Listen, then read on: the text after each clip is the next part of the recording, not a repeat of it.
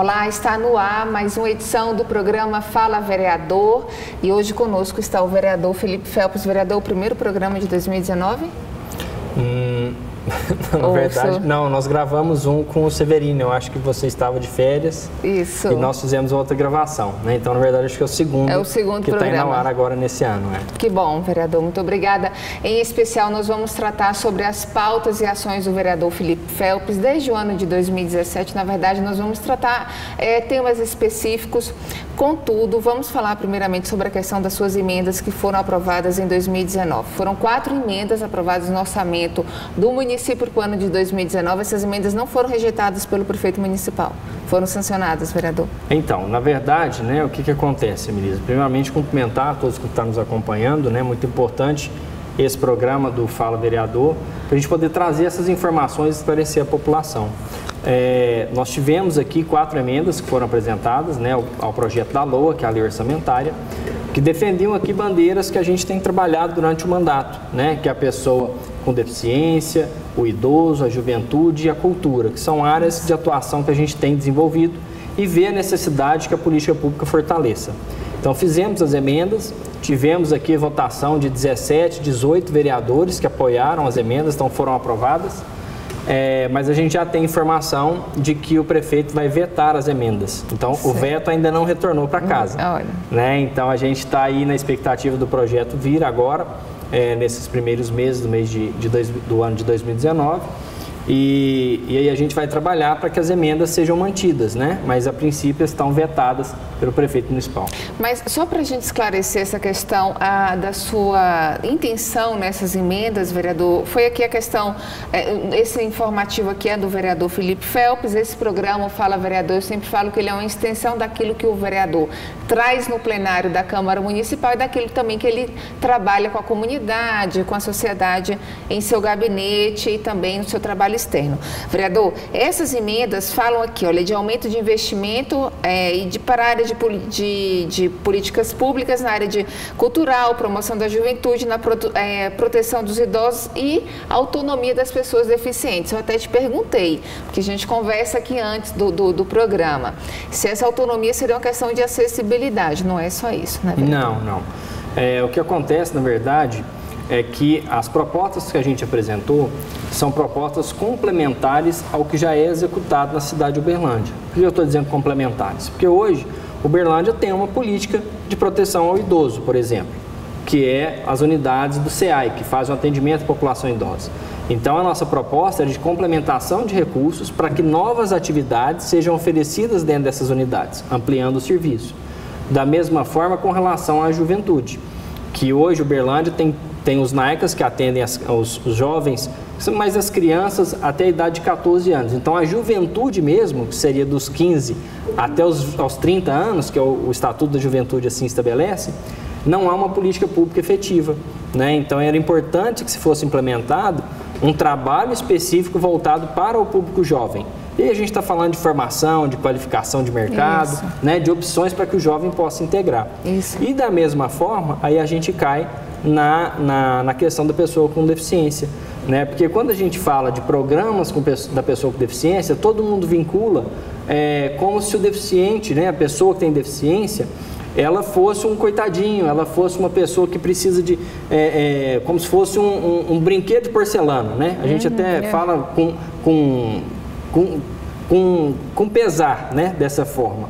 Mas a grande verdade é que a pessoa com deficiência, ela precisa de estímulo, ela precisa de condição de se colocar no mercado, né? Hoje, a pessoa com deficiência, ela sofre muito pelo preconceito que há com relação à figura, né? Então, o que a gente percebe cada vez mais são pessoas se capacitando, pessoas conquistando espaço de mercado, tendo a sua independência, né? Quantas unidades habitacionais hoje são preparadas para pessoas com deficiência e aquela pessoa consegue viver sozinha.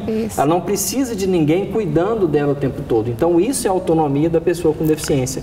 É a gente promover dentro das políticas públicas municipais programas que incentivem a pessoa com deficiência a conquistar a sua dependência, a ter a sua autonomia. Eu acredito que de uns 10 anos para cá isso mudou, mas a ideia que se tinha, a mentalidade que se tinha era que as pessoas deficientes, elas se duvidavam da capacidade delas. Sim. Como a questão fisiológica, né, muitas vezes limita ela em algumas questões, parte do pressuposto de que ela não tem condição de fazer aquilo que um ser humano, nas condições fisiológicas perfeitas, teria. Né? Como se todos nós fôssemos perfeitos. Na verdade, todos temos deficiências. A questão é que a pessoa com deficiência, na acepção da lei, ela tem uma deficiência visual, uma deficiência motora, muitas vezes mais agravada, né? Então, isso faz com que ela seja colocada em tratamento diferenciado. Vereador, eu queria falar sobre a sua atenção com relação aos idosos, porque eu estava olhando aqui, analisando a questão desse informativo, a gente se encontra aqui com essas ações, por exemplo, promulgação, quer dizer, iniciativa de lei para a instituição de campanha educativa sobre o respeito do idoso no transporte público. Isso precisa, quer dizer, tem muito tempo que já se foi debatido, mas o assunto ainda é atual, vereador. A grande verdade, ministra, é que a sociedade como um todo, da forma como a gente vive hoje, é tudo muito corrido, cada um tentando cuidar da sua vida, pagar suas contas, e muitas vezes a gente não tem tempo de olhar para o outro, de cuidar do outro. Então a gente não vive a realidade que o outro vive. Isso. Né? A gente tem a felicidade de poder trabalhar com um grupo de idosos.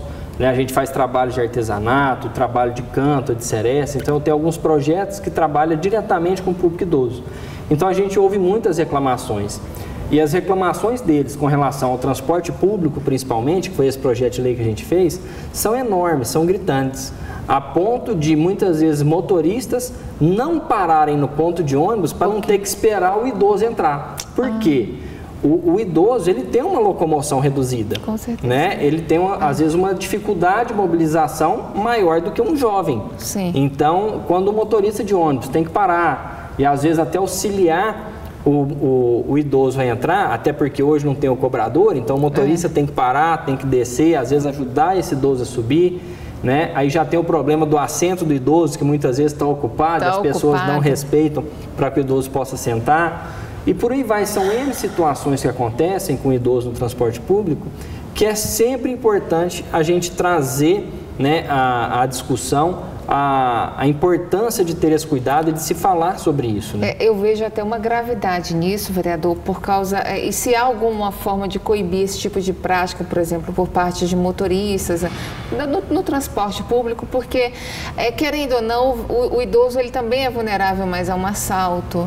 Não é? Então, se ele passa muito tempo no ponto de ônibus, o ônibus passa e não pega aquele idoso, ele se torna mais vulnerável nessa situação. Sim, a gente tem situações muito preocupantes, que, igual, por exemplo, a gente tem situações de acidente de idoso entrando dentro do ônibus. Sim, isso é muito recorrente. Muito recorrente. Por quê? Porque o motorista muitas vezes não espera ele terminar e já quer sair andando com o ônibus. Né? E aí o idoso ele cai para fora, ou ele cai para dentro, ou a bolsa fica presa do lado de fora porque ele está entrando. Ou ele pode ficar pendurado também, né? Então são N situações que demandam esse controle, essa fiscalização. Então a gente sempre orienta os idosos a sempre anotar. Falou, ó, tal horário, o ônibus tal passou aqui e passou direto, não me respeitou. E o senhor... E a gente faz as denúncias para a CETRAN e para as concessionárias de ônibus. Então, o senhor acompanha de perto? A gente faz esse acompanhamento. Né? Sempre que vem essas reclamações, a gente encaminha. Infelizmente, é o que a gente fala. Mas não são tantas reclamações, porque a maioria das pessoas não gosta de fazer a denúncia, mas a gente tem estimulado sempre, porque tudo aquilo que não é falado, tudo aquilo que não é alertado, fica na surdina. Como N situações da nossa sociedade, né? São as violências domésticas, os estupros, os abusos com relação à criança, com relação às pessoas com deficiência. Quando não se tem denúncia, é difícil você poder tomar alguma medida enérgica para coibir aquele problema. Então, a gente sempre estimula essas questões para que tragam para nós a reclamação, para que faça a denúncia, anote o máximo de informação possível, para que a gente possa, no mínimo, fazer com que a empresa dê a orientação adequada aos motoristas. O objetivo não é punir ninguém, não é prejudicar ninguém, mas é que o sistema funcione para que todos sejam beneficiados e utilizem ele. Só para a gente fechar esse assunto, eu penso que essa questão do transporte público pode ter uma comunicação maior do idoso com os passageiros e com o próprio motorista. Então, quando ele vai descer do ônibus, porque eu já presenciei, no caso, quando a Tubal Vilela tinha ponto ali na Tubal Vilela, né? Então, o idoso puxou a cordinha para descer, na época era a cordinha ali, e quando abriu a porta, ele foi levantar na hora que a porta estava... Justamente por conta... Na verdade, ele deveria ter levantado antes. Aí ele estava no fundo, o motorista não viu o que aconteceu, o ônibus avançou. Aí o povo foi aquela gritaria dentro do ônibus. Então, é necessário que esse idoso esteja na parte da frente, é necessário que o motorista veja ele entrando e descendo do ônibus, é necessário também que os passageiros estejam atentos também. Quer dizer, você chama toda uma sociedade para estar atendendo e colocando atenção sobre essa questão dos idosos. É porque é um sistema, né? A grande verdade é essa. São tantas pessoas e tantos agentes. Então, a gente tem o motorista, a gente tinha o cobrador, a gente tem os passageiros que são idosos, a gente tem os passageiros que são adultos, são os passageiros que são jovens, que têm dinâmicas diferentes, mobilidades diferentes, né, e situações diferentes. Então, todo esse organograma, ele precisa funcionar. Então, por isso que a campanha de conscientização que a gente propôs é justamente para que cada um entenda o seu papel e a forma de contribuir para que isso funcione, né? Porque esse idoso, muitas vezes, ele não levantou antes porque ele não tinha condição de chegar até a porta com o ônibus em deslocamento, em movimento. Então, ele chama, esperando com a condição de que a hora que parar, eu vou ter condição de levantar e poder sair. Mas o motorista não presta atenção ou não consegue ter a visão do que está acontecendo. Muito cheio. O ônibus cheio, ele desloca e acaba, às vezes, ocasionando um acidente. É verdade. Vereador, essa campanha, ela seria realizada em que sentido?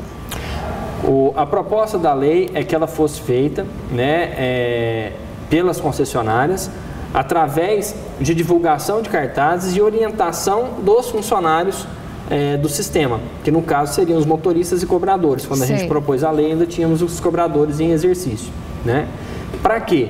Para que os motoristas e cobradores, tendo essa conscientização, essa dinâmica de que tem que parar para o idoso entrar, mesmo que a linha atrase um pouquinho, mesmo que tenha uma dificuldade, porque a gente tem algumas situações, Emilisa, que é importante esclarecer, que na cidade de Uberlândia existem regiões que têm mais concentração de idosos. Olha. Ou tem linhas específicas que têm uma concentração maior de idosos, como por exemplo... O senhor já identificou? Sim, como por exemplo as que vão até as unidades de atendimento ao idoso. Ah, sim. A linha que para na porta da unidade de atendimento de idoso, ela com certeza tem um volume maior de passageiros de idoso.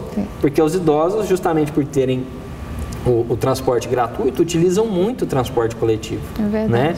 Então, é todo um sistema que é preciso dialogar, que é preciso entender, né? E, então, essa campanha ela se iniciaria com essas divulgações, com esse treinamento de pessoal e automaticamente dentro dos próprios ônibus, né? Com a divulgação, o poder público poderia fazer chamadas, né? Poderia fazer aí divulgações em rádio ou até na televisão para poder fomentar e cada vez mais esclarecer a população. Eu acho que Uberlândia está precisando muito da volta das campanhas. Eram campanhas de trânsito nos dias de finais de semana, né? Tinha um apoio também da mídia na cidade, né? E muito tempo que a gente não vê essas campanhas em Uberlândia. Com relação à campanha, à questão da prevenção do acidente com os idosos, essa campanha também seria, como que ela seria divulgada?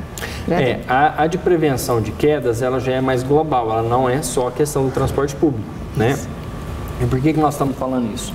Nós estamos vivendo um país onde as famílias cada vez mais têm tido menos filhos, então o crescimento da nossa pirâmide etária, ela tem se invertido. Antes a gente tinha uma base larga com famílias com 3, 4, 10 filhos e muitas vezes os idosos eram menos.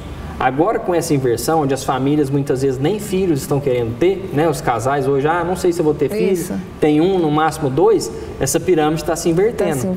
Então, num pequeno prazo, teremos uma sociedade muito velha, né? Então, isso é preocupante. Então, se a gente não tomar esses cuidados em proteção à pessoa idosa, nós vamos cair em qual situação? Hoje, os números demonstram que a pessoa idosa, quando ela tem uma queda, seja uma queda acidental, ou seja um acidente que tem algum traumatismo, né, algum trauma de osso, de estrutura, né, muitas vezes aquilo ali faz com que ela não tenha a mesma vivacidade de um jovem, de um adulto normal. Né? Ele tem alguma dificuldade de se reestabelecer. Muitas vezes o idoso, quando sofre um acidente, ele passa a ficar acamado e nunca mais levanta de uma cama. Ou às vezes ele sofre questões de parada cardíaca, de outras situações que são derivadas do susto do acidente, de outras situações, vai ao hospital, muitas vezes vem a óbito. Então são colapsos sucessivos que vêm do quê? Da falta de cuidado. Isso. Então, esse programa de orientação a quedas, ele vem do próprio Ministério de Saúde, né? Então, a gente trouxe para Uberlândia também para trazer essa campanha, que é justamente para trazer algumas medidas. Então, assim, aquela casa que tem idoso, vamos evitar ter, por exemplo, aquela mesinha de centro, que todo mundo tromba e cai em cima dela, sabe? São pequenas coisas que às vezes fazem diferença no dia a dia, né? A questão de obstáculos dentro do trânsito da residência. Sim. São N situações. A gente levar até o cuidado, piso derrapante, né, todas essas coisas. Então, sempre que tem uma residência que tem um idoso, é importante ter alguns cuidados para evitar as quedas e, consequentemente, malefícios maiores. Olha, vereador, eu acredito que esse programa foi excelente. Infelizmente, nosso tempo já acabou. Eu espero tê-lo aqui conosco para falar sobre a questão da campanha de orientação, de prevenção sexual, de crime sexual contra criança e adolescente, em especial, né? Não só contra criança e adolescente, contra as mulheres, infelizmente, mas em especial esse grupo, porque eu penso que as crianças, elas são muito vulneráveis, né? E que elas, ao contrário, se foram uma vez presas fáceis, elas precisam hoje serem instruídas daquilo que de fato é uma realidade. É triste, mas deve ser instruídas. Eu espero o senhor no próximo programa. Agradeço a sua participação. Muito obrigada por esse encontro. Eu que agradeço, ministro. Vai ser um prazer, né? Com certeza essa temática da criança merece uma atenção tão especial quanto a questão dos idosos, às vezes até mais, né? Porque são extremamente vulneráveis, como você mesmo falou. Então, assim, vai ser um prazer poder voltar aqui, poder trazer informação, né? Coloco desde já aí o nosso gabinete à disposição à população para poder trazer todas essas questões de denúncia, de informação, para que a gente possa cada vez mais fazer um trabalho legal aqui, defendendo a cidade de Uberlândia. Que bom. Vereador, muito obrigada pela sua participação. E nós agradecemos a você também, telespectador.